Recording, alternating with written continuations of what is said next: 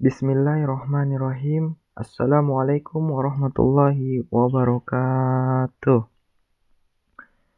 Baik, pada kesempatan kali ini saya akan menjawab soal-soal dari kuis mata kuliah organisasi komputer. Nama saya Naufal Mashkur dengan NIM 191210711. Ini merupakan soal dari kuis yang akan saya jawab pada hari ini. Kita langsung ke soal nomor 1. Jelaskan generasi komputer dari awal sampai sekarang. Generasi komputer dari generasi pertama itu generasi komputer itu memiliki beberapa generasi yang sampai sekarang itu memiliki 5 generasi. Generasi pertama itu menggunakan tabung vakum tahun 1949 sampai 1953. Yang termasuk dalam ciri-ciri generasi komputer pertama itu memiliki hardware yang jauh lebih besar serta membutuhkan ruang yang luas. Terus interior desain sistem operasi dibuat secara spesifik dan hanya dapat melakukan tugas tertentu. Lanjut, program hanya dapat dibuat memakai bahasa mesin, menggunakan slider magnet untuk menyiapkan data, membutuhkan daya listrik sangat besar, butuh mesin pendingin karena cepat panas, kapasitas penyimpanan yang kecil, kinerjanya lemah, memakai konsep straight program dan menggunakan matrix coret string sebagai memori utama, menggunakan tabung hampa sebagai sirkuit. Ini merupakan gambaran dari generasi komputer pertama kali. Lanjut ke generasi komputer kedua. Yang kedua menggunakan transistor pada tahun 1959 sampai 1965. Ciri-ciri komputer generasi kedua itu telah menggunakan operasi bahasa pemrograman tingkat tinggi Fortran dan COBOL. Kapasitas memori utama menggunakan magnetic coret string, menggunakan simpanan eksternal seperti magnetic tape dan magnetic disk, mampu memproses secara real time dan real time. Ukuran fisik jauh lebih kecil dibanding komputer generasi pertama, kinerjanya lebih cepat, daya listrik lebih kecil, memakai program ini tidak lagi terpaku pada aplikasi bisnis namun juga pada aplikasi teknik. Dan ini merupakan komputer generasi kedua. Lanjut ke generasi komputer ketiga. Generasi komputer ketiga menggunakan integrated circuit 1965 sampai 1971. Ciri-ciri komputer generasi ketiga. Listrik yang digunakan lebih hemat, software lebih meningkat, harga makin terjangkau, kapasitas memori lebih besar, kecepatan menggunakan IC sehingga kinerja komputer lebih cepat, memiliki kecepatan 10.000 kali lebih cepat dibanding generasi pertama. dapat melakukan multiprocessing. Komputer sudah menggunakan visual display dan dapat mengeluarkan suara menggunakan penyimpanan eksternal seperti disket, magnet, mampu melakukan komunikasi dengan komputer lain. Dan ini merupakan komputer generasi ketiga. Lanjut ke generasi keempat. Komputer generasi keempat Microsoft 1971 sampai sekarang. Ciri-ciri komputer generasi keempat dapat menggunakan large scale integration. Sudah memakai semikonduktor dan mikroprosesor yang berbentuk seperti chip untuk memorinya. Dipasarkan pada sektor perorangan. Muncul komputer terbaru yang lebih efisien dan mudah dibawa kemanapun seperti laptop.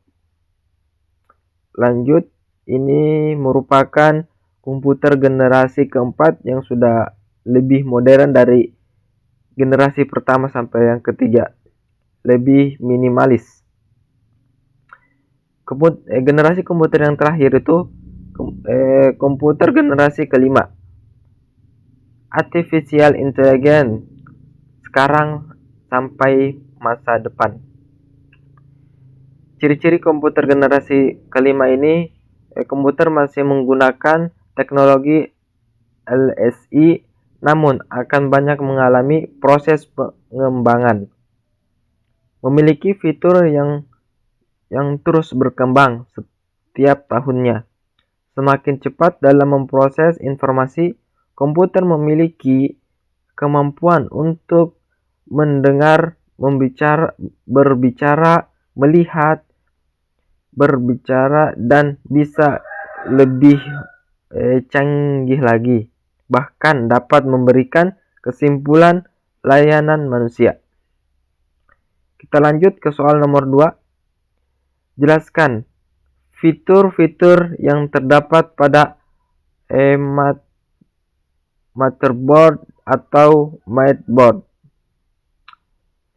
Fitur yang terdapat dalam motherboard atau mainboard itu ada 3 fitur. Yang pertama, on-board power reset, close mouse button. Yang kedua, dobong LED, post LED, dan yang terakhir itu automatic overclocking. Yang dimaksud dengan onboard power sederhana, tapi bagi overclocker yang membutuhkan untuk sering nyala matikan PC. Untuk menguji berbagai setting dan melakukan close hard reset setelah gagal menjalankan string tertentu. Tombol ini sangat berguna. Yang kedua itu double LED.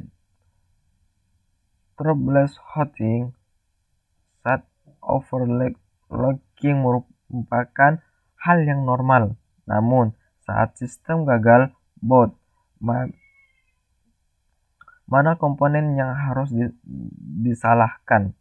Part apa yang gagal? Melakukan instalasi setelah overclocking. Melakukan sebuah komponen bernama post LED dan debug LED. Motherboard bisa memberitahu overclocker mana bagian yang gagal, melakukan inisialisasi sehingga mereka bisa menyelesaikan settingnya. Fitur yang terakhir itu automatic overclocking.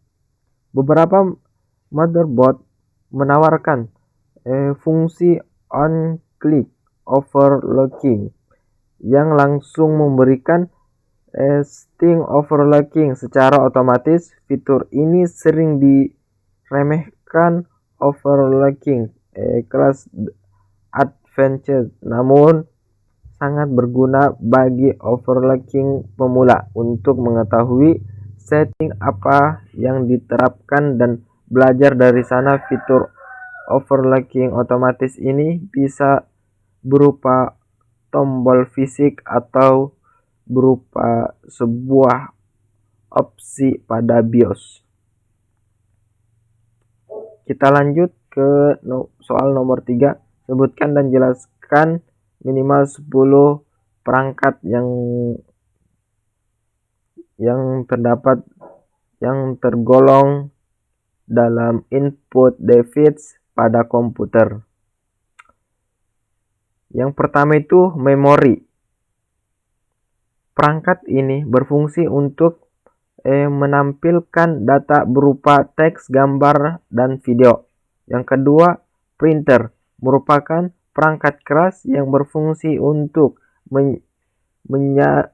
mengambil data elektronik yang tersimpan dalam komputer atau perangkat lain dan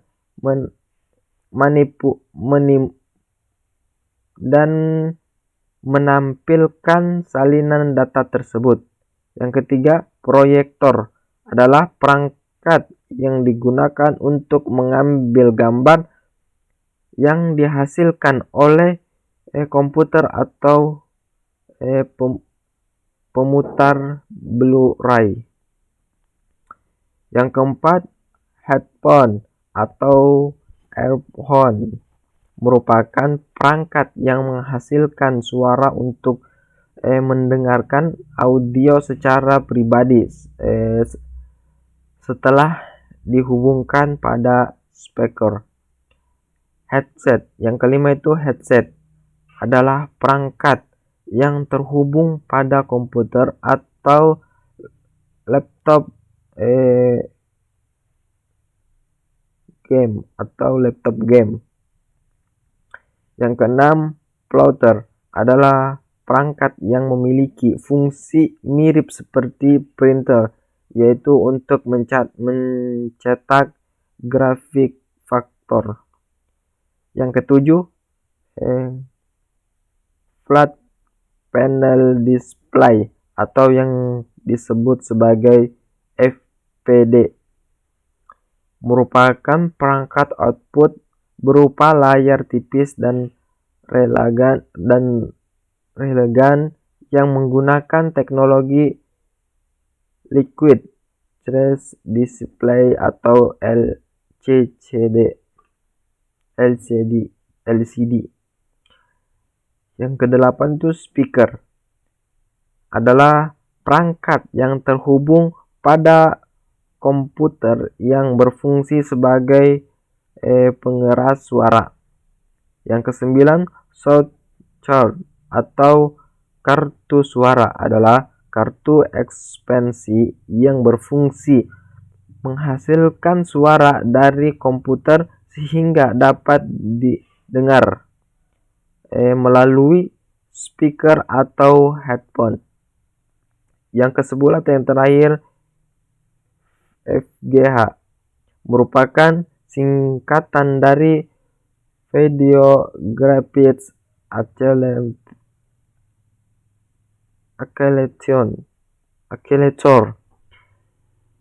yang berfungsi mengolah data grafis untuk ditampilkan pada layar monitor. Oke, lanjut ke soal nomor 4. Jelaskan perbedaan HDD dengan SSD. Di sini saya menampilkan 7 perbedaan HDD dengan SSD. Yang pertama itu perbedaan dari segi kinerjanya. Yang kedua, perbedaan kecepatan baca dan tulis data. Yang ketiga, perbedaan ukuran dan bentuknya. Yang keempat, perbedaan antara SSD dan HDD dari segi komponen. Yang kelima, perbedaan HDD dan SSD dari segi fragmentasi. Dan keenam, perbedaan harga SSD dan HDD. Dan yang terakhir itu 7, perbedaan SSD dan HDD dari efek yang ditimbulkan. Oke, lanjut ke nomor 5. Jelaskan perbedaan antara prosesor Intel dan prosesor AMD. Di sini saya menyimpulkan cuman 10 perbedaan prosesor Intel dan prosesor AMD. Yang pertama itu Intel menang di debat image dan pemasarannya. Harga AMD cenderung lebih murah dibanding Intel untuk kebutuhan multimedia dan perkantoran. Intel mungkin lebih baik daripada AMD untuk kebutuhan game 3 dimensi dan grafis. AMD diakui lebih baik daripada Intel. Dalam uji performanya, ternyata prosesor Intel lebih kuat daripada prosesor AMD. Intel dipercaya lebih hemat daya dari AMD. Sebenarnya AMD juga memiliki performa yang tidak kalah dari Intel. Prosesor AMD juga bisa secepat kilat. Sayangnya prosesor AMD menyerap daya yang lebih banyak. Intel dapat mengatur temperaturnya sendiri sehingga bisa panas, kecepatan dapat menurun cepat panas. Namun kini masalah tersebut sudah mulai diperbaiki AMD. Yang terakhir, kekurangan Intel secara pasti adalah sulit diperbaiki bila sudah rusak.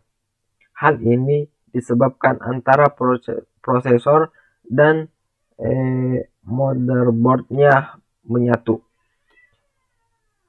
Bila pun bisa diperbaiki, memerlukan biaya yang cukup mahal.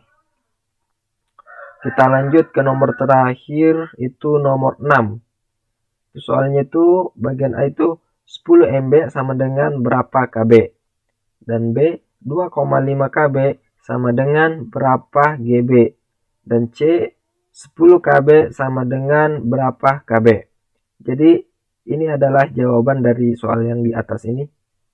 10 MB sama dengan 10.000 KB. Sedangkan 2,5 KB sama dengan 0,000025 GB.